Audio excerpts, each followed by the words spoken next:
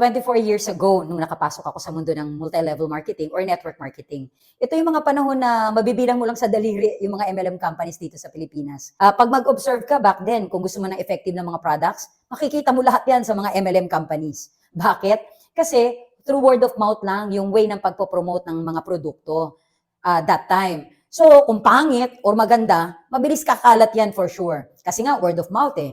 Kaya ingat kapatid maraming mga nagpapanggap lang dyan. Hindi na nga effective, ang produkto nila, ang mamahal pa. Kasi nga, masabi lang, quote and quote, may produkto sila. Kaya, ang means of earnings lang nila, mag-recruit ka ng mag-recruit. Dahil walang repeat orders.